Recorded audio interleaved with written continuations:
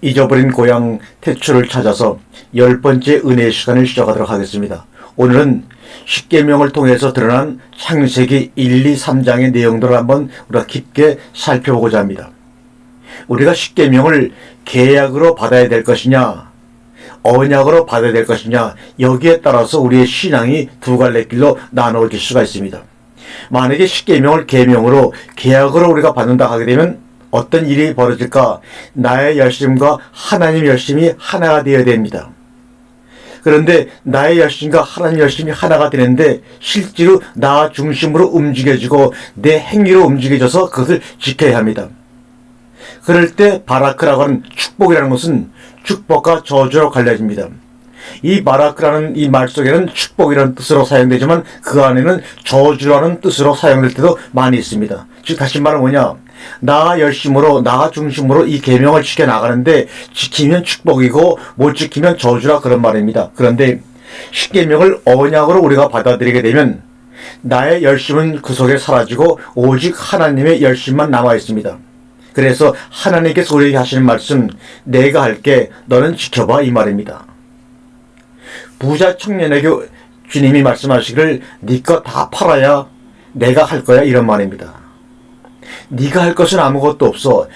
언약이라고 하는 것은 하나님의 일방적인 열심으로 그 언약을 이루시는 것입니다. 그래서 여러분의 십계명을 앞에 놓고 이것을 계명과 계약으로 지켜나갈 것이냐, 아니면 그 십계명을 하나님 우리에게 축복을 주시기 위한 언약으로 받아들일 것이냐, 여기에 따라서 성경을 바라보는 우리의 인식은 완전히 두 갈래 길로 나아가게 됩니다. 여러분 어떻습니까? 그동안의 십계명을 하나님이 우리의 열심으로 지키라고 한 계약으로 받아들이고 있습니까? 아니면 그건 내가 할 거야, 하나님의 열심을 그 속에서 발견하여 그 십계명을 언약으로 받아들이고 있습니까? 한번 스스로 자신에게 질문해 보시기 바랍니다. 창세기 3장 17절에 평생도록 수고하여야 그 소산을 먹으리라. 여기서 수고한다는 말은 전 시간에 2차번이라고 말씀을 드렸습니다. 이럴 때 평생도록 수고하여야 이 말을 언약으로 받아들이게 되면 내가 수고하는 것이 아니라 내 안에 하나님이 들어오셔서 하나님의 열심으로 아버지가 하신다고 받아들일 수가 있습니다. 그런데 그것을 계약으로 받아들이게 되면 평생도록 죽을 때까지 내가 노력하지 않으면 안 돼, 이런 뜻으로 창세기 3장 10절도 우리는 받아들일 수가 있다, 그런 말입니다. 그런데 우리는 여태까지 이 창세기 3장 10절의 말씀을 계약으로 받아들이고 내가 죄를 지으나 말미암아 내가 감당해야 될 그 어떤 짐으로 받아들였지 하나님이 하신다고 하는 언약으로 받아들인 적이 우리는 없습니다. 그래서 그 소산을 먹으리라. 3장 18절의 말씀이 있습니다. 우리가 한번 읽어볼까요? 땅이 내게 가시덤불과 엉겅퀴를 낼 것이라 내가 먹을 것은 밭의 채소인즉, 이렇게 말합니다. 소산을 먹는데 어떤 소산을 먹느냐? 3장 18절에서는 채소를 먹는다, 에세브, 이렇게 말하고 있습니다. 그 채소 중에서도 씨 있는 채소가 있고 씨 없는 채소가 있습니다. 그런데 바로 다음 절에 채소를 먹으라고 하신 그 하나님께서 뭐라고 말씀하시냐면 네가 얼굴에 땀을 흘려야 먹을 것인데 식물을 먹고, 이렇게 번역합니다. 그런데 여기서는 식물이 아닙니다. 그 단어는 레헴, 빵, 떡이란 단어입니다. 그러므로 네가 얼굴을 흘려야 떡을 먹고 빵을 먹고, 이런 말입니다. 그러면 갑자기 3장 18절에서 에세브를 먹는다고 하셨던 하나님이 이제는 땀을 흘려야 뭐를 먹는다고요? 빵을 먹고 떡을 먹을 것이다. 지금 3장 19절에 식물이라고 번역된 단어는 다른 성경에서는 다 레임이나 떡이라고 번역이 되어 있지 식물로 번역되어 있는 곳은 바로 여기 하나인데 이것은 바로 뭐냐? 잘못된 번역이다, 그런 말입니다. 창세기 3장 18절에서 하나님은 내가 먹을 것은 채소라고 하셨는데 다음 절인 19절에 와서는 얼굴에 땀을 흘려 땅을 갈아엎으니 먹을 것이 에세브에서 뭘로 바뀌었습니까? 떡으로 바뀌었습니다. 다시 말하면 하늘에서 내린 그 양식을 네가 먹게 될 것이다. 바로 이렇게 변경된 18절과 19절의 내용이 갑자기 변경된 그 내용을 여러분은 주목해 보시기 바랍니다. 그럼 하나님이 18절에서 채소를 먹으라 그랬다가 19절에서는 떡을 먹으라 했다고 하나님 변덕을 부리신 건가? 아닙니다. 바로 여기에 하나님의 마음과 복음이 들어가 있는 것을 우리는 발견해야만 됩니다. 자, 그럼 우리 한번 계속해서 나가면서 그 뜻을 한번, 그 속에 숨겨져 있는 하나님의 마음을 우리가 한번 알아보도록 하겠습니다. 창세기 18절에서 하나님은 내가 먹을 것은 에세부 채사라고 하셨는데, 다음 절인 19절에 와서는 얼굴에 땀을 흘려 땅을 갈아엎으니 먹을 것이 에세부에서 뭐라고요? 레헴, 떡으로 바뀌었습니다. 하늘에서 그 양식을 먹게 된 것입니다. 다시 제가 반복해 읽는 것입니다. 이 변경된 내용을 주목하라고 다시 한 반복해 말씀드립니다. 그럼 하나님이 정말 변덕을 부리신 건가? 아닙니다. 창세기 3년 19절에 땀을 흘려야, 땀은 지하트입니다. 지하트. 그런데 예수님이 겟세마네 동산에서 땀을 뭐같이 피같이 흘리셨어요. 땀이 뭘로 변했습니까? 피로 변했습니다. 바로 창세기 3장 19절의 내용이 아닌가요? 땀을 흘려야, 예수님이 십자가상에서 땀을 피같이 흘림으로 말미암아 씨 없는 채소를 먹던 우리들에게 하늘에서 내려온 생명의 떡을 먹겠다는 말입니다. 흘려야 먹게 되는 것이죠. 뭐를요? 만나를, 하늘에서 내린 양식. 예수 그리스도가 겟세마네 동산에서 땀을 피같이 흘려야지만 우리가 먹을 수 있는 그 양식이 바로 뭡니까? 하늘에서 내린 양식, 바로 떡이라는 겁니다. 이 말씀은 육신 말씀인 우리들에게 주는 것입니다. 그러면 우리는 뭘 먹어야 되나요? 얼굴에 땀을 흘려야 먹게 되는 양식은 뭡니까? 그동안 갖고 있던 종교적 유토피아 천국에서 벗어나야 합니다. 내가 편해지는 것, 내 감정이 더 이상 격동하지 않는 것, 이런 것이 아니었구나, 이런 말입니다. 창세기 3장 18절에 가시덤불과 엉겅퀴를 평생 갈아엎는 일을 하는 것입니다. 어디서? 이 땅에서요. 그런데 내가 갈아엎는 것이 아니라 누가 갈아엎어 주십니까? 주님이 갈아엎어 주시겠다는 겁니다. 창세기 3장 19절에 땀이 피같이 변하도록 기도하면서 자신의 뜻을 내려놓고 내 뜻대로 마옵시고 아버지의 뜻대로 하옵시라는 그 절규를 통해서 우리에게 하늘의 양식을 허락해 주시고, 채소인 그 양식이 하늘의 떡으로 변화되어 우리에게 공급되어지는 것입니다. 평생도록 땅에 가시덤불과 엉겅퀴를 갈아엎는 일을 하면서 땀을 흘리는 가운데서도 안식을 누리는 것은 바로 우리입니다. 그 평강을 누리면서 사는 게 우리입니다. 주님이 엉겅퀴와 땅을 갈아엎는 그 땀을 피같이 흘리는 그 겟세마네 동산에서의 그 주님의 절규를 통해서 우리는 하늘의 양식을 먹고 평강을 누리며 사는 축복이 우리에게 임하는 것입니다. 무슨 복으로 그걸 갖고 있는가? 내일 먹고 사는 하늘의 양식 만나 떡으로 말입니다. 여기서 3장 19절에서 떡이라고 나온 렘이라는 그 히브리어는 라함이라는 단어에서 유래가 되었습니다. 라함이라는 단어는 무슨 말이냐? 먹다, 삼키다, 싸우다, 공격하다, 군대, 싸움, 이런 말입니다. 그래서 라햄이라는 말은 또 다른 뜻으로 무슨 뜻이냐? 전쟁, 싸움, 공략이라는 뜻입니다. 어떻게 떡이라는 말과 전쟁, 싸움, 공략이라는 말이 같은 단어를 쓸까? 한번 곰곰이 생각해 보게 되면 떡이 무엇을 의미하는지, 어떻게 우리에게 그 떡이 공급되었는지 알 수가 있습니다.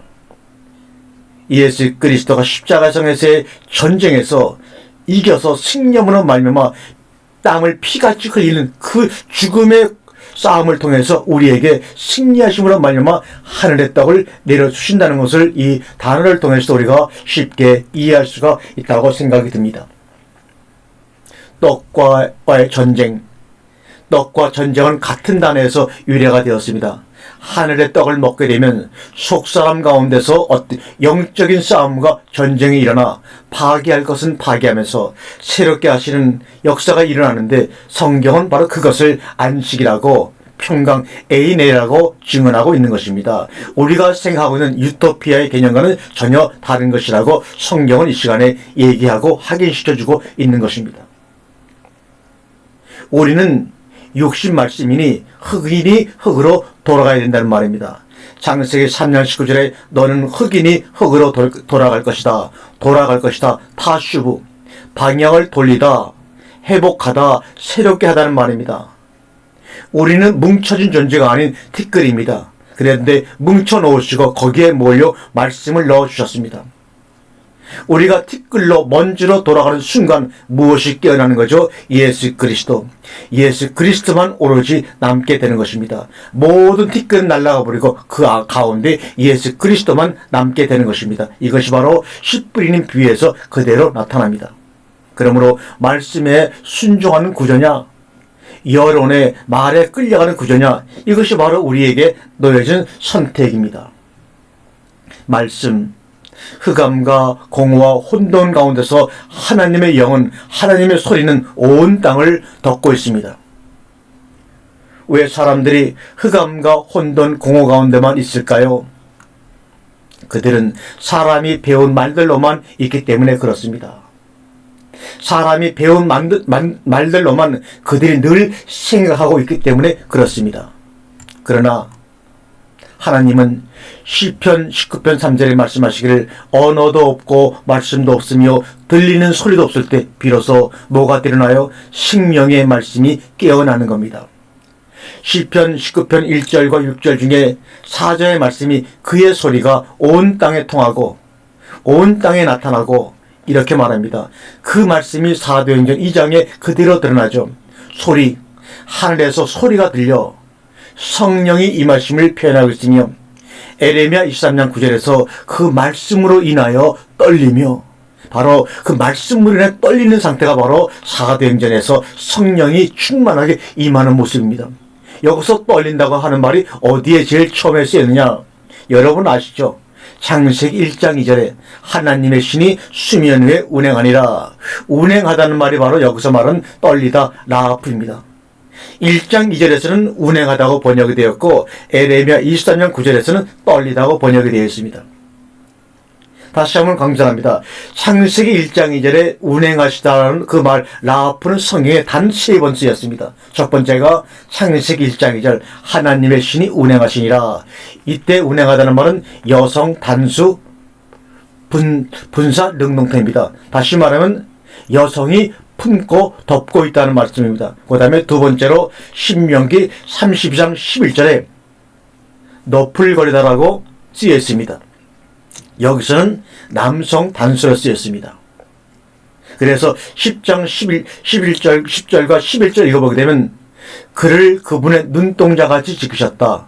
그 사랑의 모습은 마치 독수리가 자기 둥지를 어지럽히고 자기 새끼 위를 맴돌다가 그 날개를 펴서 새끼를 잡아 날개 끝에 엎는 것처럼 이렇게 너풀거리다는 표현하고 있습니다. 마지막으로 라프가 쓰인 것은 방금 읽은 에레미야서 23장 9절의 말씀입니다. 그 말씀으로 인하여 떨리며 여기는 공성으로 쓰였습니다. 그러므로 라프라는 단어가 3번 쓰였는데 한 번은 여성형으로, 두 번째는 남성형으로, 세 번째는 남성과 여성도 아닌 공성형으로 쓰였습니다. 그것도 복수로 말입니다. 보금자리를 어지럽게 하여 애굽과 세상을 어지럽게 하여 너풀거려 무엇으로 보금자리를 어지럽히는가? 에레미야 23장 9절에서 말씀하죠. 그 말씀으로 인하여 그 보금자리를 어지럽게 하여 떨리게 하여 말씀으로 어지럽게 하신 겁니다.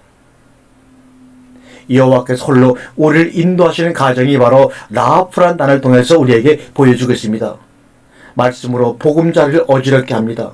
그리고 그의 새끼 위에 너풀거리고 있다가 그 새끼가 아래로 떨어지게 되면 날개를 펴서 새끼를 받아가지고 광야로 인도하시는 하나님, 바로 그 하나님의 그 과정을 라프라는 단어로 우리에게 표현되어지고 있습니다. 그런데 그런 하나님을 분노케 한 이유가 신명기 32장 1절에 나옵니다.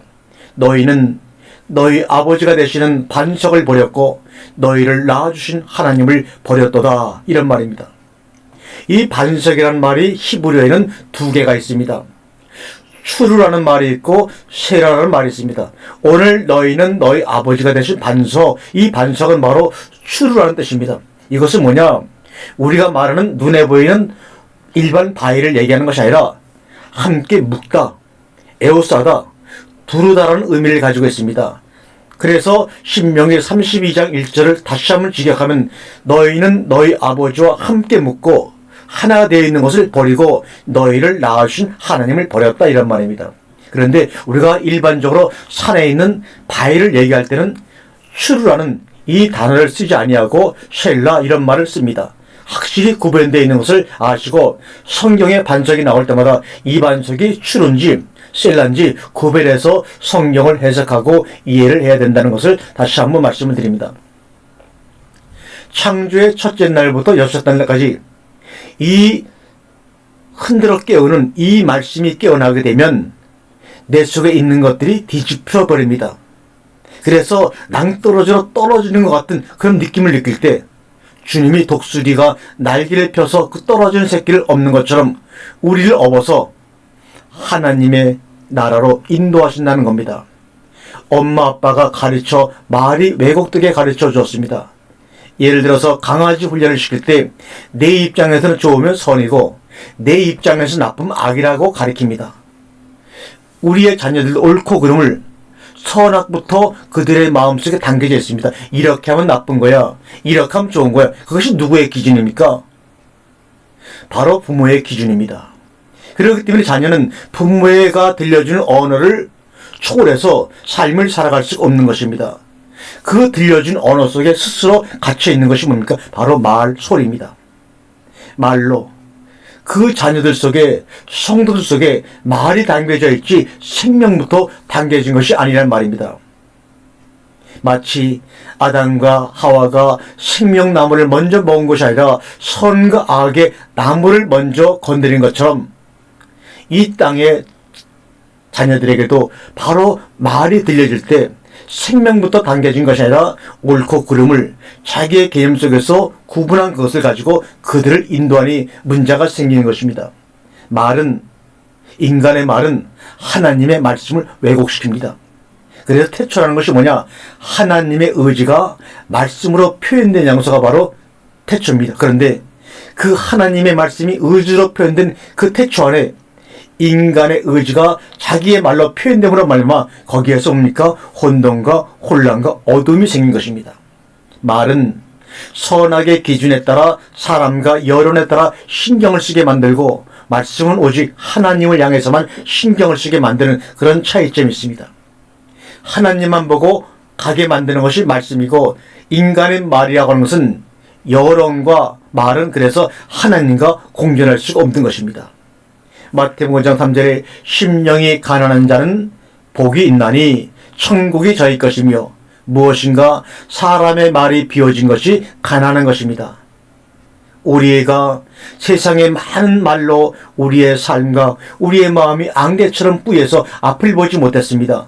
그래서 인간의 말들이 하는 것은 누구의 말이든지 혼돈과 공허와 흑암의 원인인 바로 그들로부터 들었던 말들이 나의 삶에 그런 원인을 제공해주고 깊음 속에 빠지게 만들어줍니다.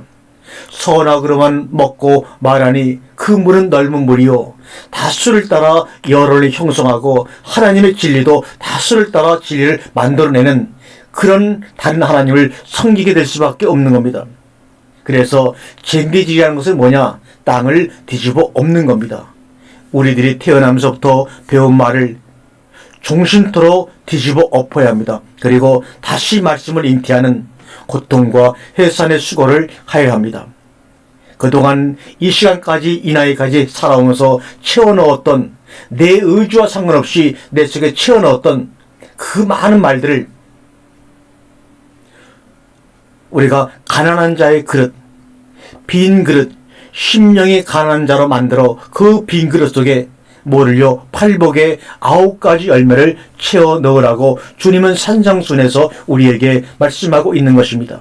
그런데 이 말씀을 채우고 있으니 뭐가 시작이 됩니까? 박해가 시작이 됩니다. 지금 시대에 단순히 예수 믿고 교회 간다고 핍박받고 순교하는 사람이 몇이나 있겠습니까? 사실은 거의 없습니다. 그래서 우리가 지금 말하는 얘기를 정리하면 십계명, 산상순, 창세기 1장은 바로 성막 안의 지성소에 해당이 됩니다. 그래서 에고에임이 나는 나다. 어느 사람과 환경을 통해서 만들어진 것이 아니라 나는 스스로 있는 존재다. 그래서 8복 중에 7가지의 복으로 채워지는 겁니다. 그 다음에 창세기 2장은 성막의 성소에 해당이 됩니다. 이것은 무슨 말이냐? 드디어 비어진 거야. 이 말은 심령이 가난해진 거야, 이 말입니다. 그 심령이 가난해진 심령 외에 바로 위에 있는 팔복의 7가지 복으로 채워질 때 나는 나다라고 하는 당당한 선언할 수가 있는 것입니다. 그 다음에 창세기 3장은 바로 성소의 마당입니다. 이것은 뭐냐? 예수 그리스도 안에 교회 안에 들어와서 종교생활 하면서도 하나님 말씀을 담지 못하고 늘 그동안에 배운 말, 인간의 말로 왔다 갔다 하는 장소가 바로 뭡니까? 창세기 3장 마당 말입니다. 이것은 선악의 구조입니다. 그들은 어떤 팔복으로 채워지는 존재들이 아니라 그저 주님이 책망하셨던 마당만 밟고 왔다 갔다 하는 자들에 불과합니다. 바로 창세기 1장, 2장, 3장은 성전의 구조로 따지면 마당, 지성소, 지성소로 나누어지는 것입니다. 그러므로 1장과 2장과 3장은 다른 내용이 아니라 하나님의 성전을 이렇게 나누어서 우리에게 설명하시는 하나님의 섬세함을 우리가 여기서 느낄 수가 있습니다. 인간의 말에서 마당들에서 하나님의 말씀으로 지성소로 바뀌어지는 것, 이것이 바로 뭡니까? 구원의 완성을 향하여 나아가는 길입니다. 그렇게 하기 위해서는 예수로 내가 죽고 노아의 홍수를 통해서 내 자아가 죽고 인간의 언어가 죽어버리고 바벨탑의 사건을 통해서 그 수많은 하나 됐던 인간의 언어를 흩어져 버리십니다. 그러므로 말씀의 사건이 일어났습니다. 이럴 때 하나님께서는 그 인간의 말들을 흩뜨리고 갈아엎어 버립니다. 그럴 때 아브라함을 통해서 내 말이 말씀으로 죽고 그리스도로 부활한다. 오직 그분 안에서 말씀 안에서 생명을 이 말입니다. 예수로 내가 죽고 바로 노아의 홍수입니다. 여기에 인간의 언어가 존재합니다. 그것이 바로 창세기 6장과 10장입니다. 그런데 바벨탑의 사건을 통해서 언어를 흩어져 놓으십니다. 인간의 언어를 갈아엎습니다. 그런 다음에 아브라함을 통해서 내 말이 예수로 죽고 내 말이 말씀으로 죽고 그리스도로 부활은 오직 그분 안에서만의 말씀, 내가 여호와 안에서 믿으니 그가 나를 의롭게 여기겠다는 그런 은혜의 사건으로 그런 상태로 우리가 들어갈 수가 있는 것입니다. 내가 너희의 배운 말로 가르쳐줘도 너희는 알아듣지를 못하잖아. 그래서 성령이 오셔서 다 우리의 언어를 갈아엎습니다. 너희들의 말을 갈아엎는 그 자리에 묶여서 나를 따라가기만 하면 돼. 이게 바로 멍해입니다. 따라가면서 나는 그저 갈아엎어졌네 고백하기만 하면 됩니다. 그래서 너의 멍에는 쉽다고 주님이 우리에게 말씀을 그렇게 하신 것입니다. 나의 말이 갈아엎어진 후에 말씀으로 덮어지면 자연스럽게 안식으로 들어가는 것입니다. 주님이 심령이 가난한 자가 천국에 가는 것, 거짓 나사로를 통해서 우리에게 분명히 보여주셨습니다. 의를 위하여 핍박을 받는 자는 천국이 저희 것이며 이는 예수를 통해서 우리에게 보여주셨습니다. 우리의 말들이 뒤집어지면 천국이 여기서부터 시작이 되는 겁니다. 이미 오신 것이니까. 여러분의 가정에서 여러분의 말들이, 부모의 말들이, 자녀의 말들이 뒤집어지고 갈아엎어지게 되면 여기서부터 천국이 시작되는 겁니다. 가난과 핍박 가운데서 천국이라니, 우리가 뒤집어지지 않으면 이해할 수 없는 것이 바로 성령이고 천국입니다. 보이는 말이 사라지면 보이지 않는 하나님 말씀이 우리의 심령 가운데 살아 역사합니다. 여러분과 제가 들었던 우리가 아는 말은 우리에게 생명력을 주지 못하고 그 속에는 생명력이 없습니다. 선악만 있지. 남을 판단하고 분별하는 그 선악만 있지. 자기의 유익을 따라 자기 기준으로 분별하는 선악만 있지. 그러나 어느 순간에 뒤집혀지는 순간에 생명이 내 속에 들어오는 것입니다. 바로 이러한 나를 만들어가는 과정이 바로 뭡니까? 천지창조입니다. 내가 하늘이요 내가 땅이기 때문에 에고엠이다. 나는 나다 이 말입니다. 알면 체험하지만 모르니까 체험을 못하고 이 시간까지 여러분이 그렇게 살아온 것입니다. 이제부터는 그렇게 살지 마십시오. 창세기 1장 31절에 보기에 심히 좋았더라 하시니 그러면서 천지와 만물이 다 이루어지니라 하셨습니다. 그러면서 창세기 2장 2절과 3절에서 안식에 들어가십니다. 누구를 품고 에고엘미가 된 나를 품고 거룩과 안식의 자리로 들어가십니다. 복음은 내가 가진 모든 말을 엎은 사람은 그 의미를 알 것입니다. 복음이 무엇인지 안식의 의미를 말입니다. 복음은 내가 가진 말을 다 뒤집어 엎어뜨리는 게 복음이고, 다 엎어진 사람들은 드디어 안식에 들어가서 거룩한 삶을 유지하는 것이지, 내가 어떤 행위를 올바르게 해서 거룩해지는 것이 아닙니다. 에고의 의미. 그럼 나에 대한 해석을 한번 우리가 함께 나누어 보겠습니다.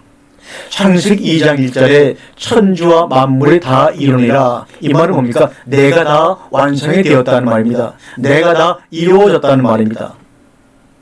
그가 하시던 모든 일이 여섯째 날까지 마치시니라. 안식입니다.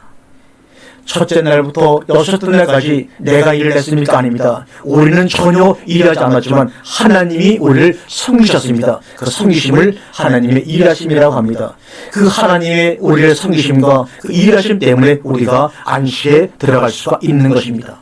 이때부터 아버지와 하나가 된 내가 독립할 수 있는, 일할 수 있는 그런 상황이 되었다는 말입니다.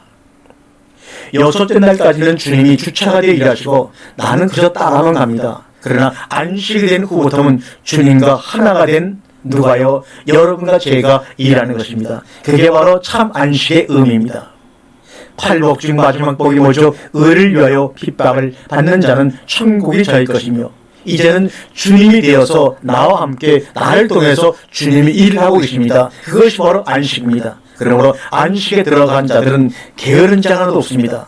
게으르고 악한 자들은 안식에 들어갈 수가 없는 것 아닙니까? 창세기 2장 3절에 주님께서는 우리에게 말씀을 하십니다. 일곱째 날을 복되게 하사, 이렇게 말합니다. 일곱째 날을 복되게 하사, 이 말이 뭡니까? 아버지와 내가 하나됨을 말씀하시는 겁니다. 이 말은 요한복음에서 예수님이 하신 말씀이죠. 고로 예수님처럼 뭐라고요? 우리도 일을 할 수 있다. 아니, 그보다 더 큰 일을 할 수 있다고 하는 말이 바로 이겁니다. 아버지와 내가 하나됨을 복되게 하사.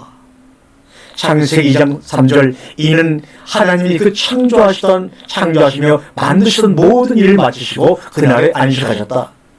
창조하시며 만드시던 것이 뭡니까? 바로 나 아닙니까? 창세기 첫째 날부터 여섯째 날 통해서 내가 완성되어서 하나님과 하나가 되어서 어디로 들어갑니까? 안식으로 들어가는 겁니다. 나 혼자 그 안식과 거룩의 일곱째 날로 들어갈 수 없습니다. 하나님 아버지와 내가 하나 되었을 때 우리는 그 속으로 들어가는 것입니다. 그것이 바로 날복 일곱째 날의 복입니다.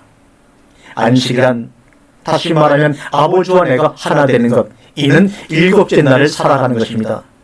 첫째 날부터 여섯째 날까지의 경험이 다 있는 사람들, 그 사람을 복되게 하시고 거룩하게 하셔서 일곱째 날로 우리를 불러드리는 겁니다. 여기서 복이란, 다시 한번 말하지만 아버지와 하나 되는 것, 그 아버지는 하나님을 말씀하는 것이죠. 그러면 우리는 늘 하나됨의 의미를 알아야 합니다. 그런데 하나가 안 된 것 같아. 어떻게 확인을 해야 합니까? 합리화가 문제입니다. 이것이 안식이 안 되는 이유 중에 가장 큰 이유입니다. 그게 무슨 말이냐? 나 중심의 합리화, 너 중심의 합리화, 천상천하 유아독전, 나 중심으로 하나님을 통일해버린 것. 그러면 그 하나님은 어디에 계시지? 바로 이겁니다. 내가 하나님을 감히 덮고 있는 겁니다. 무엇으로? 방종으로. 자기가 하나님이 됐으니 진짜 선악을 막 휘둘러가지고 얼마나 많은 사람들에게 가시가 되어 고통을 주는지 모릅니다. 생명으로 선악을 덮어야 하는데 선악으로 생명을 덮고 있으니 이것이 어찌된 것이란 말입니까? 하나님은 영이시니 뭘로 나타나시죠? 말씀으로만 나타나십니다. 오직 말씀으로만 나타나십니다. 나타나고 행동은 마음대로 이렇게 나갑니다. 아니죠. 나 중심의 합리화는 선악을 마음껏 드러내는 자리가 결국은 자기가 왕이 되는 자리요, 자기가 하나님처럼 되는 자리입니다. 이 샘플의 인물이 바로 누굽니까? BC 970년에 즉위한 솔로몬 왕입니다. 그는 40년 긴 시간을 왕위를 지키다가 이 땅을 떠났습니다. 이 40년 동안 왕자를 지키면서 자문서, 전도서, 아가서를 쓸 만큼 말씀을 알았으나 그의 행동은 후궁 700명에 첩 300명 도합 1000명의 여자를 두면서 온갖 이방신을 섬기고 궁과 성전 건축을 위해 백성들의 노동과 재물을 착취하고 갈취한 인물이고 왕위를 지키기 위해 손에 엄청난 피를 묻힌 그러한 아주 잔인한 인간이었습니다. 그의 이름의 뜻은 평강의 왕이나 평강하지 못했고 그의 아들 르호보암 때에서 결국은 나라가 둘로 갈라지는 그러한 일을 저지르고 말았습니다. 그래서 그는 전도서에서 헛되고 헛되니 모든 것이 헛되더라고 고백하고 있습니다. 솔몬 왕의 겉으로 드러난 우리가 편집중의 증세를 두 가지를 보면 여자를 1000명 가까이 둔 거 보니까 여자에 대한 집착이 있었던 것 같습니다. 그 다음에 성경을 보니까 백마를 수집하는 그런 중독성 있는 수집강이었던 것을 우리가 알 수 있습니다. 이게 어떻게 하나님을 많이 안다고 하는 왕의 모습일까요? 그런 그가 결국은 말년에 쓴 것이 전도서입니다. 왕으로서의 잠언, 아가 전도서 쓸 만큼 대단한 왕이었으나 결국은 뭡니까? 전도서 1장 1절에서 솔로몬을 세 가지로 소개하죠. 여러분 이미 알고 있습니다. 첫 번째 다윗의 아들이라고 자기를 소개합니다. 두 번째 예루살렘 왕이라고 스스로 소개합니다. 세 번째 전도자라고 소개합니다. 전도자는 무슨 말이냐? 코릴렉트, 모으는 자입니다. 에크레시아의 말씀입니다. 말씀을 모으는 자라고 자기 스스로 말하고 있습니다. 그런 그가 전도서 1장 2절에 이르기를 헛되고 헛되며 헛되고 헛되니 모든 것이 헛되다. 헛되더라는 말 입에서 5번이나 반복하면서 전도서의 포문을 열어가고 있는 것입니다. 즉 이 말은 잠언서 내가 하나님의 말씀을 깨닫고 보니 또 전도서에서 내가 그만큼 40년 동안 왕으로 살아보니 아니었더라 헛되더라 그 말입니다. 그래서 마지막에 나에게 필요한 것은 사랑이라고 하는 아가서의 고백을 통해서 그 일생을 마무리하고 있습니다. 나의 선악을 덮어주신 하나님의 사랑, 이게 최고야. 이게 바로 복 중에 최고의 복이야. 이것을 깨달은 거죠, 솔로몬 왕이. 그래서 우리는 그를 위대하다고 지금까지 우리가 칭송을 하는 것입니다. 복음까지 전했던 전도자가 잠언, 전도서 아가서로 그의 변화되는 인생을 대변하고 있는 것이 바로 솔로몬의 잠언이요 전도서요 아가서라는 겁니다. 그래서 그 순서도 처음엔 잠언, 두 번째 전도서, 마지막에 아가서로 대변을 하고 있습니다. 오늘도 모세도 보세요. 애굽 시절에 40년, 이것이 바로 솔로몬의 잠언에 해당이 됩니다. 광야 시대 40년, 이것은 바로 솔로몬의 전도서에 해당되고 가나안 직전의 모습은 바로 아가서의 모습을 우리에게 보여주는 것이라고 우리는 알 수가 있습니다. 선악을 이중으로 삼중으로 우리는 감싸서 선악이 바깥으로 튀어나오지 못하게 우리는 해야 합니다. 그렇지 않으면 우리도 알지 못하는 사이에 교묘하게 빠져나와서 만나는 사람마다 그들을 선악으로 판단해버리고 맙니다. 이것을 하나됨이라고 합니다. 혹자는 그럼 우리에게 자유가 어디 있느냐고, 그렇게 정말 선악을 이중 삼중으로 감싸서 아무것도 판단하지 말고 분별하지 말면 우리에게 자유가, 나의 개성은 어디 있냐고 이렇게 항변하는 사람이 있을지 모릅니다. 이런 사람들은 아직도 선악의 자유만을 추구하는 자들입니다. 생명의 자유와 기쁨과 평강을 모르는 자들입니다. 알려고 하지도 않는 자입니다. 창조 첫날부터 6째 날까지만 있지 7째 날 안식에 들어가려고 하지 않습니다. 여기가 좋사오니 변화산성에서의 세 제자의 수준이라고 얘기할 수가 있죠. 솔로몬은 땅의 권력과 하늘의 은혜까지 입은 자니 수집을 합니다. 뭘 수집합니까? 1000명의 여자들을 수집하고 100마를 수집하고 온갖 세상의 이방신들을 수집하는 그런 왕으로 추락을 거듭하고 있습니다. 그런 그도 그런 것도 없는 우리는 뭐하나? 자기를 드러내는 일에 별것도 아닌 데서도 자기를 드러내려고 끊임없이 몰두합니다. 그러면서 남의 얘기를 들어주는 대신 자기 얘기를 끊임없이 뱉어내려고 합니다. 참으로 안타까운 일이죠. 나라고 하는 것이 정말로 천상천하의 유아 독전입니까? 아니지 않습니까? 자기가 배운 말로 자기를 합리화시키고 있습니다. 그래서 많이 배운 사람일수록, 배운 말이 많은 사람일수록 합리화도 진짜같이 하는 것 같습니다. 그래서 자기에게 말을 준 사람들이 누굽니까? 부모님들입니다. 친구들입니다. 학교의 스승입니다. 또는 교회의 목사들입니다. 때는 빠져있는 사이비 교주가 될 수 있는데, 그런데도 불구하고 자기에게 말을 심어준 그 사람들을 떠나지 못하고 못 떠납니다. 떠나게 되면 그동안 쌓은 모든 것들이 무너져 버릴 것 같으니까 두려워서 그 말에 묶여서 구속을 당하고 있는 것입니다. 그러나 우리는 떠나야 합니다. 떠나야 합니다. 이미 배운 말을 내려놓지 못하면 자기가 맞는 천국에서 못 벗어나 결국은 헛되고 헛되다고 하면서 전도서에서만 머물러 아가서도 못 들어가고 사랑을 경험하지도 못하고 사랑도 할 줄 모르는 그런 상태로 살다가 이 세상을 떠날 수밖에 없다는 말입니다. 이 땅의 모든 전도자의 말은 온전치 않습니다. 다만 그것을 징검들이 삼아 하나 되는 것이 우리의 목표고 우리의 삶입니다. 그래도 아가페, 사랑을 베푸는 아가서까지는 가야죠. 머물러 있으면 점점 자기가 드러나 합리화되어 하나됨에 이르지 못하게 되는 것입니다. 여러분, 선악의 판단의 중심에는 뭐가 놓여 있습니까? 두려움과 불안감이 있기에 놓지를 못하는 것입니다. 내가 어떻게 해서 여기까지 왔는데 이것을 놓아 말이 안 되지. 만약에 놓아버리면 그럼 나는 어떻게 돼? 이런 두려움과 불안함이 그를 십잡고 있기 때문에 그 말을 놓지를 못합니다. 내 안에 계신 하나님, 내 밖에 계신 하나님을 믿으면 알면 놓을 수 있다. 놔버리세요. 그때 참 자유와 평강이 있는 것입니다. 지금 나와 함께 하시는 그 하나님을 못 믿으니까 놓지 못하는 거죠. 우리는 정직해야 합니다. 그리고 사람을 의지하고 사람을 붙잡고 하려고 합니다. 아니, 나는 사람을 붙잡지 않았는데요. 이렇게 항변할지 모르지만 그 사람이 주말을 붙잡고 있잖아요. 다 징검다리입니다. 솔로몬이 전도서에서 깨닫고 고백한 것이 바로 그거였어요. 아, 다 징검다리였구나. 건너가야 하는구나. 히브리 아제아제. 그래서 건너간 결과 아가사가 나왔습니다.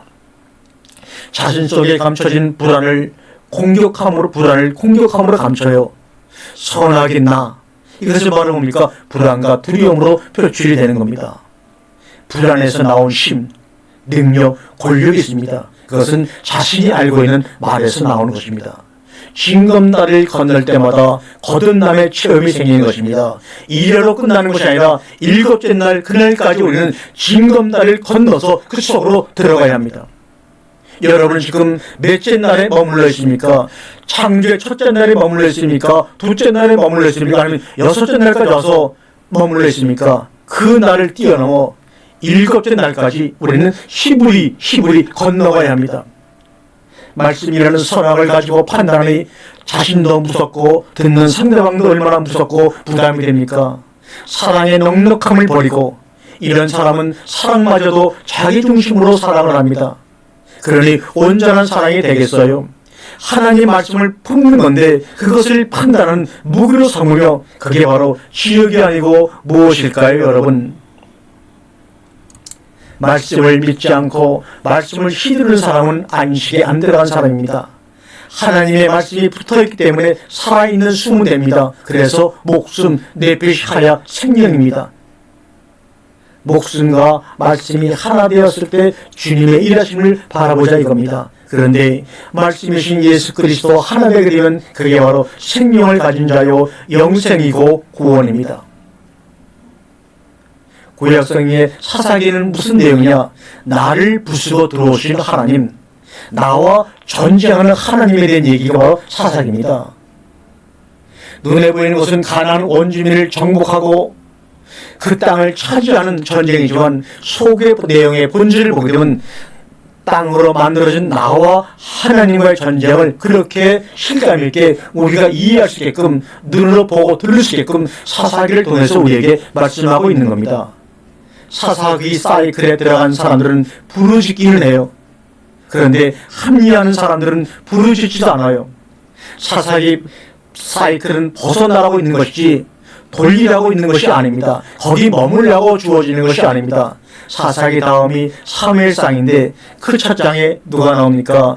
엘리와 한나가 나오는데 엘리는 사사기 패러다임에 젖어 있는 사람이고 한나는 그 패러다임에서 벗어나려고 기도로 하나님께 몸부림치는 사람입니다. 엘리는 결국은 그 패러다임에서 못 벗어나 어떻게 됐습니까? 목이 꺾여서 죽었습니다. 목이 부러져 목이 잘라져 죽은 것이 아니라 목이 꺾여서 죽었습니다. 이 차이는 엄청나게 나는데 나중에 한번 시간 있으면 이 말씀을 나누겠습니다. 한나는 진짜 아들 사무엘을 낳았습니다. 다윗 때에 와서 사사기의 패러다임이 완전히 깨지고 말았습니다. 4대 말에 쉽게 깨지는 것이 아닙니다. 한나, 사무엘, 사울왕, 다윗왕 때 와서 그 사사기의 패러다임이 완전히 깨지고 통일왕국이 세워집니다. 이사야 45장 7절에서도 빛도 짙고 야차르 어둠도 창조하니 봐라. 내 안에 빛과 어둠이 공존하는 이유는 깨달으라고 알라고 하나님이 내 안에 어둠을 창조하셨다는 것 아닙니까? 빛을 깨달으라고 주님은 안식안에 빛과 어둠, 평안과 환난도 같이 넣어 놓으셨습니다. 나는 안식 가운데만 거하기를 원하지만 그래서 복과 저주가 동시에 우리에게 다가와 우리의 선택을 기다리고 있는 것입니다. 복이라는 것은 바라크란 말인데 이 바라크란 말은 열왕기상 21장 10절에서는 저주하다 이렇게 번역이 되었고 욥기 1장 5절에서는 바라크가 욕되게 하다 또 욥기 2장 9절에서는 욕하다 이렇게 쓰였습니다. 그러므로 복이라는 이 단어 바라크는 양면성 있는 단어입니다. 어떤 사람에게는 바라크가 복이 되고 어떤 사람에게는 저주와 욕이 된다고 분명히 이 바라크라는 단어를 통해서 우리에게 명시하고 있습니다. 하늘 샤마인, 물마임 모두 쌍수로 만들어 놓았습니다. 하나님이 쌍수로 만들어 놓으셨다는 것은 우리의 기준이 어디에 있느냐는 거죠. 선한 것만 취하려고 해? 악한 것은 내 것이 아니라고 해? 다 없애버리려고 해? 쌍수입니다. 어떤 것을 취하고 어떤 것을 버리는 것이 아닙니다. 빚어서 만들어 놓고 완성이 되면 내가 창조했다고 하시는 겁니다. 누가? 하나님이. 그러므로 창조보다 빚는 게 먼저입니다. 고로 이사야 45장 7절에서도 빛이 먼저고 어두움이 나중입니다. 주님은 말씀이 육신이 되신 분이시기에 육신이 말씀을 자연스럽게 표현할 수 있으나 그러나 우리 인간들은 육신이 하나님 은혜로 말씀이 되었으나 말씀을 육신이 잘 감당치 못하고 말씀을 알았으나 행동은 정반대로 갈 때가 너무나 많이 있습니다. 그래서 내 안에 전쟁, 가나안 전투가 날마다 벌어집니다. 이것을 안식을 위한 전쟁이라고 하는 것입니다. 그러므로 여러분 마음이 요란해지고 뭔가 불안해지면 이것이 바로 안식을 위한 전쟁이라고 하고 무릎을 꿇고 말씀을 더욱더 가까이 하며 사모하시길 바랍니다. 그래서 말씀을 감당하기 위해 육이 죽어야 합니다. 그래서 특별히 원래 온 자리로 복귀할 때 비로소 온전한 말씀이 내 안에서 표현되어지는 것이다 이런 말씀입니다. 하루는 24시간이고 1년은 365일일까요? 하나님이 이렇게 만들어놨을까요? 물론 맞습니다. 그런데 어떻게 만들었을까요? 공전과 자전에 의해서 24시간 365일이 결정되는 겁니다. 하루는 지구가 스스로 한 바퀴를 자전하는 것이요 1년은 지구가 태양을 한 바퀴 돈으로 말미암아 365일이 우리에게 징조로 드러나는 겁니다. 그러므로 우리가 80년을 살았다면 지구가 태양을 80번 돌았다. 이 얘기나 똑같은 겁니다. 창조 첫날부터 여섯째 날까지 야찰이에요.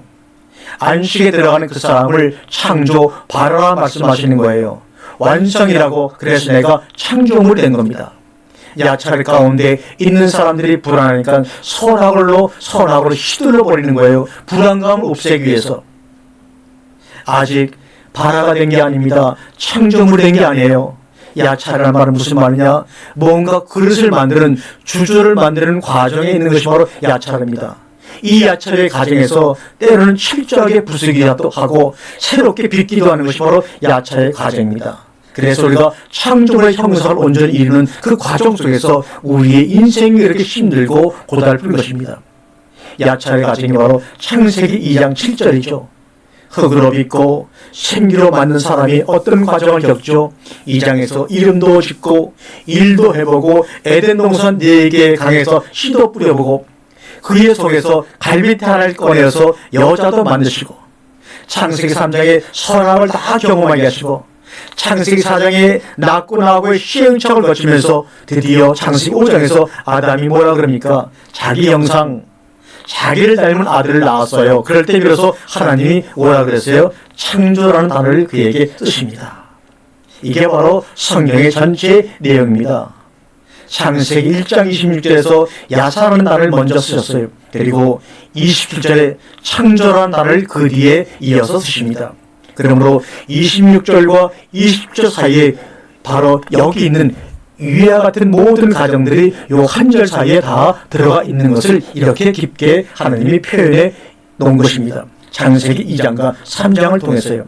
그래서 그렇게 만들어진 내가 비로소 창조가 된 나는 안식에 들어갑니다. 그 안식에 들어가는 나를 방해하는 합리화가 있다는 말입니다. 어떻게 합리화시키느냐 하면 창세기 2장 7절과 15절을 보게 되면 부수고 생기를 넣어 야차를 했어요. 부수고 생기를 넣어 야차를 했습니다. 그런 그를 에덴에 넣어 4대강의 의미대로 씨를 심고 경작하며 지키게 하십니다. 에덴의 사역이 뭔가요? 첫 번째는 선악으로 먹지 말고 생명으로 먹어라. 그런데 자기 합리화를 가지고 선악으로만 먹습니다. 그것으로만 민맴 이런 말입니다. 그 다음에 창세기 2장 18절과 20절에 보면 창세기 1장에 지어진 것들의 이름을 지어줍니다. 그런데 놀랍게도 이름을 지어주는데 이름의 내용이 하나도 안 나옵니다. 그것은 제대로 된 이름이 없는 거예요, 이 말입니다. 아담이 제대로 된 이름을 지어줄 능력이 없는 겁니다. 우리는 이제 이름을 알았어요. 너는 코끼리, 너는 사자, 너는 붕어. 아니고 뭐라고 지어줘요? 너는 하나님의 아들, 너는 아직 하나님의 아들이 아니야, 이러고 지어주고 있는 겁니다. 씨를 뿌렸어요. 그런데 이름된 자들이 나와야 하는데 이름된 자들이 나오지 않는 거예요. 그분이 안 나오니까 주님이 어떻게 하시죠? 아, 내가 돕는 배필을 통해서 네가 야단을 해야 제대로 되겠구나. 그리고는 돕는 배필을 만들어 주세요. 돕는 배필을 어디서 꺼냅니까? 바로 내 몸에서 꺼내죠. 그럼 누구예요? 바로 그 돕는 배필이 나를 꺼낸 것인 겁니다. 왜? 내 속에서 꺼냈으니까 그 사람은 바로 나입니다. 나라는 존재를 꺼내서 어떻게 합니까? 아담이 나라는 존재를 보고 너무너무 기뻐하는 거예요. 역사적인 사건이죠. 최초로 내가 발견한 내 뼈 중에 뼈요 살 중에 산 고백이 바로 내가 나를 발견하는 최초의 순간입니다. 그리고 창세기 3장이 지나고 4장 1절에 가서 아담이 그의 아내와 동침 야단이, 이 말은 내 속에서 나온 나, 내 몸에서 나왔으니 나예요, 이런 말입니다. 즉 내가 나를 공부하는 겁니다. 내가 나를 공부하고 나니까 드디어 제대로 된 것을 낳았다고 아담과 하와는 창세기 4장 1절에서 생각하면서 등남하였다. 만세 만세 만만세. 그런데 뭐를 낳았죠? 생명을 낳은 것이 아니라 선악을 낳은 것입니다. 그것이 바로 가인이고 그 가인이 선악으로 동생 아벨을 쳐 죽인 것입니다. 이 내용이 점점 확장되어서 바로 인류의 종말까지 가는 겁니다. 그 가인과 아벨의 단순한 형제 이야기가 아니죠. 내가 그 복음을 알았다고 생각했는데 나도 이름을 받은 것처럼 이름을 지어줬는데 내 몸에서 나온 나를 공부해보니 그게 바로 생명이 아니라 선악이었어요. 다시 공부해보니 다시 나와 동침해보니 그의 이름을 셋이라고 하였고 드디어 고백을 합니다. 하나님이 내게 가인이 죽인 아벨 대신에 다른 씨를 주셨다. 그러면서 4장 26절에 그때야 비로소 여호와의 이름을 불렀더라, 이렇게 얘기합니다. 드디어 여기에서 창세기 22장 19절에 이름 짓는 사역이 창세기 4장 25절에 와서 완성되는 겁니다. 어떤 이름? 여호와의 이름을 부르므로 이름 짓는 사역이 바로 창세기 4장 25절에 와서야 완성이 되는 겁니다. 하와라는 이름을 지어주고 실패하고 모든 새와 짐승의 이름을 지어주었지만 어느 이름도 성경에 등록되지 않았습니다. 그런데 성경 우리에게 말씀하고 있죠. 너의 이름이 하늘에 등록된 것으로 기뻐하라고 하는 것처럼, 그러나 아담이 주어진 모든 이름들이 기록되지를 못했습니다. 하와 이름이 아니었어, 가인 이름이 아니었어. 시행착오 끝에 드디어 창세기 4장 26절에 가서 여호와의 이름을 불렀다라고 하고, 창세기 5장 1절로 넘어가서 이것은 아담의 계보를 적은 책이니 하나님이 사람을 창조하실 때라고 성경은 기록을 하고 있지요. 드디어 바라가 나옵니다. 이제는 야차르가 아니에요. 이름을 짓는 것으로 완성이 되니까 야차르가 아니고 바라라고 주님이 말씀을 하십니다. 창세기 5장 1절과 2절에 창조하실 때, 2절에 창조하셨고 또 2절에 창조되던 날에 그들에게 복을 주시고 그들의 이름을 사람이라 이끌으셨더라. 창세기 1장 27절에도 창조가 3번 나오지만 창세기 5장 1절과 2절에도 반복해서 창조라는 단어가 바로 1절, 2절에서 3번 나옵니다. 창세기 5장 3절에 자기의 형상, 여기서는 아담이 하나님의 형상이라 안 하고 자기 형상과 같은 아들을 낳아 이름을 제시하였고, 드디어 아담이 안식에 들어가니, 다시 말하면 하나님과 하나가 되니, 그래서 하나님과 하나가 되었기 때문에 자기 형상이라고 말하건 하나님의 형상이라고 말하건 다름이 없기 때문에 자기 형상이라고 말한 것입니다. 하나가 되었으니 하나님의 형상이라고 말하나 자기 형상이라고 말하나 같은 것 아닌가 이 말입니다. 이렇게 되니 하나님이 자기가 창조한 사람만 창조를 아니하고 아담이 낳은 사람도 창조라고 하신 것입니다. 그럼 아담은 창조물인 아들을 낳을 때까지 얼마나 많은 시행착오를 거쳤습니까? 창세기 2장과 3장과 4장을 통해 어마어마한 강을 아담은 건너온 것입니다. 그리고 창세기 5장 5절에 93세의 나이로 성경에서 공식적으로 그의 존재는 사라집니다. 아담이라는 전도자는 퇴장하고 우리의 기억 속에서 잊어버림이 됩니다. 이미 하나가 되었기에 놓지 못한 것이 아니라 놓았기에 불안이 없고 안식이 된 거예요. 바울의 말년에는 디모데밖에 없었습니다.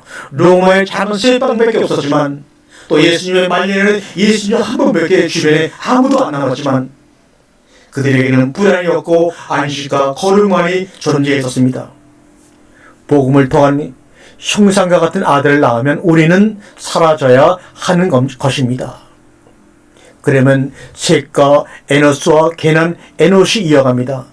들리는 소리가 없어도 하나님은 하나님의 능력으로 그 말씀을 전하시지, 나 같은 인간의 능력으로 말씀이 전해지는 것이 아닙니다. 여러분, 씨는 심겨지고 사라지고 심기고 사라지고 오직 성령만 리마인드 시키십니다. 하나님은 완성, 영원, 구원, 안식이 하는 것은 나는 죽고 생명에 파묻히는 것이 바로 안식이고 완성입니다. 나라는 존재는 아들 너에게 남는 거야. 이것이 바로 예수님의 십자가상에서 다 이루었다는 고백에 가름하는 겁니다. 창세기 1장 26절 아사에서 창세기 1장 27절 바라 일곱째 날 안식에 들어감 그 사람을 창조하러 가는데, 이 과정 속에, 이 한 절이라는 과정 속에 야차로 창조 첫째 날부터 여섯째 날까지의 모든 과정이 들어가서 결국은 일곱째 날 안식에 들어가는 것입니다. 그러는 과정 속에서 이 사이의 과정이 뭐냐? 창세기 2장 7절부터 4장까지의 그 과정, 그 야철의 과정을 바로 여기서부터 여기까지 알파 오메가요, 처음과 나중이요, 시작과 끝이요, 저녁과 아침이요, 예수와 그리스도라고 우리가 말하는 것입니다. 이 아사에서 바라가 되는 과정 속에서 우리 인간들은 이름도 지어보고 일도 해보고 에덴의 강에 씨도 뿌려보고 갈빗대로 여자로 만들어온 다양한 경험을 하면서 바라라는 일곱째 날의 안식에 들어가게 되는 것입니다. 창세기 3장은 뭡니까? 선악을 경험합니다. 창세기 4장에서는 시행착오를 겪습니다. 그리고 비로소 5장에서 하나님이 창조라는 단어를 사용하십니다. 창세기 1장에 태어난 아담이 창세기 5장 5절에 930살의 나이로 사라지게 되는 것을 우리는 볼 수가 있습니다. 이것은 징검다리입니다. 그래서 이 징검다리를 건너고 히브리에서 창세기 5장 3장의 3절에서 셋을 창조하는 아담의 사역이 마무리되어 갑니다. 그리고 창세기 6장부터 11장까지는 심판과 바벨탑이 나옵니다. 그리고 12장에서 50장까지 아브라함을 불러내어서 그 민족을 융성하게 하는 애굽으로 내려가기까지 하는 과정을 기록하고 있습니다. 예수 때 와서 창조는 뭐라고 우리에게 표현됩니까? 예수가 세례요한에게 강에서 세례를 받고 묻히러 나오니까 하늘이 열리면서 너는 내 기뻐하는 자요 내 사랑하는 자라. 예수에게 붙은 자로 우리의 음성이 적용이 되고 창조와 그리고 안식으로 들어가는 것입니다. 주님은 시내산 그 산에서는 12지파와 십계명을 주셨고 팔복산에서는 12제자와 산상순을 주셨습니다. 그럼 12는 누가 되지? 그래서 12제자의 의미를 알게 하기 위해서 어떻게 하셨습니까? 12라는 이름은 지금도 현재 진행형입니다. 마가복음 14장 34절에 머물러 깨어있으라 종말의 때가 가까웠다. 마태복음 26장 41절에 깨어있으라 종말에 쓰시는 단어입니다. 이 깨어있으라는 말은 종말에 쓰시는 주님의 단어입니다. 그러면 언제가 진정한 종말입니까? 예수님이 십자가에서 돌아가신 날이 진정한 종말입니다. 시험은 언제부터 오느냐? 언제부터 시작되느냐 하면 나를 십자가에 달으시기 위해서 우리에게 시험이 오는 것입니다. 성경에서 말하는 종말은 바로 십자가의 죽음입니다. 예수는 드디어 그 종말을 맞이하셨습니다. 겟세마네 동산에서 기도하실 때부터 그 종말이 그에게 시작되었고 그 종말의 완성 정점이 십자가의 죽음으로 우리에게 보여주신 것입니다. 그럼 나의 종말은 이 시대의 종말은 언제 오느냐? 모두가 십자가에 못 박혀 죽을 때 이 시대의 종말이 오는 것이고 나의 개인적인 종말이 오는 것입니다. 그런데 세상의 세대 주자들이 말하는 것은 그런 거짓말을 하는데도 믿습니다. 논리적인 증거를 제시하고 그 증거물이 가짜라는 것이 드러났는데도 옛날에는 컴퓨터를 666이라고 하고 짐승의 표가 바꿔더라고 하고 지진과 전쟁이 끊임없이 나고 기근이 끊이지 않아도 종말은 안 왔습니다. 그런데도 그들은 계속해서 그런 거짓말을 합니다. 그런 식으로 종말이 오는 것이 아니라 반드시 십자가로 우리의 종말이 오는 것입니다. 여러분이 예수 그리스도와 함께 십자가에 못 박혀 죽었다면 그래서 여러분의 머리가 잘려지고 그 위에 예수 그리스도의 머리가 접부심 당했다면 여러분은 종말을 살아가는 사람들입니다. 이미 종말을 넘어서 영생의 삶을 살아가는 사람들입니다. 세대의 징검을 가지고 종말이 오는 게 아니므로 세대 주자들의 말에 미혹당하지 마십시오. 우리도 십자가에서 죽으면 종말을 살아가게 되는 거예요.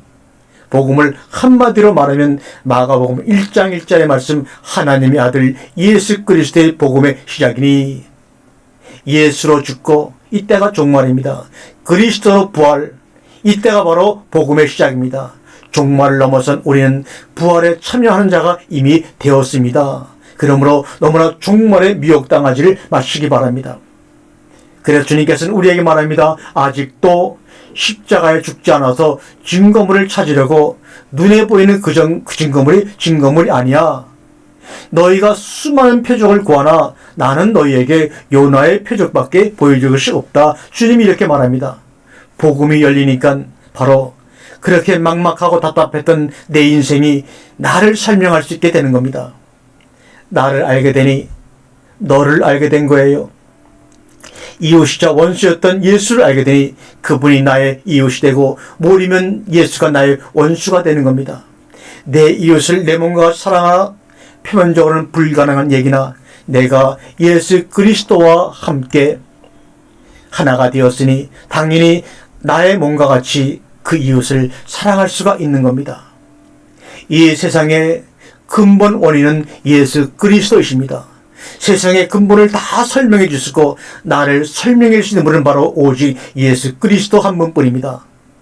당신의 속사람을 무엇으로 마음껏 꽃피우며 지금 살아가고 계십니까? 복음을 전함으로, 어떤 일 운동을 함으로, 어떤 일 예술로, 어떤 일 사업으로, 직장의 CEO로 표현할 수가 있습니다. 원리는 다 똑같습니다. 다르지 않다니까요. 근본됨을 설명하는 방식이, 그 씨앗이 어떤 방식으로 뿌려졌는 하나님의 마음입니다. 하나님의 선물이죠.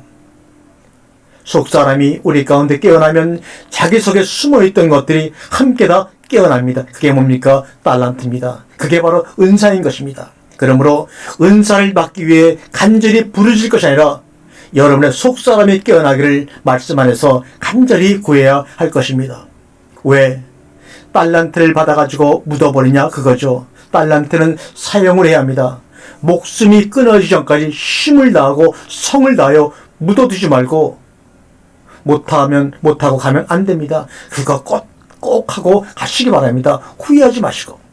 그래서 그것을 서로가 할 수 있도록 격려하고, 우리는 격려하고 그들을 끌어줘야 됩니다. 사랑 안에서. 그 달란트의 시작은 십자가의 죽음으로부터 시작되는 겁니다. 마음껏 꽃피우고 가는 것입니다. 우리의 인생. 그러기 위해서는 오늘부터 날마다 죽음의 연습을 하시기를 바랍니다. 속사람이 피어나는 그 자리에서 아버지 하나님 예수를 증거하고 가는 것입니다. 꼭 말로만 하는 것은 아니에요. 다니엘이 말로 복음을 전했다는 구절이 있어요? 없습니다. 없지만 그는 아버지 예수를 증거하고 왔습니다.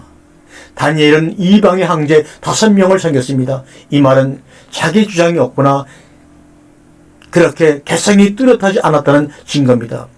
그 인자가 만약에 자기 주장이 가면 감히 그 자리에서 황제를 5명이나 섬길 수 있었겠습니까? 그런데 그가 있었던 자리에서 속사람이 꽃을 피웠던 것입니다. 여러분의 속사람이 어떤 전공을 받고 태어났는지 알아야 겉사람의 고민과 방황은 끝이 나는 것입니다. 심히 죽을까 고민하나이다. 여러분의 겉사람은 이미 끝이 났습니다. 이제는 남은 시간 속사람의 생명을 마음껏 꽃피다가 가셔야죠. 안 그러면 영지주의자가 됩니다. 속사람의 생명을 여러분의 주신 몸으로 마음껏 표현하다가 가셔야죠.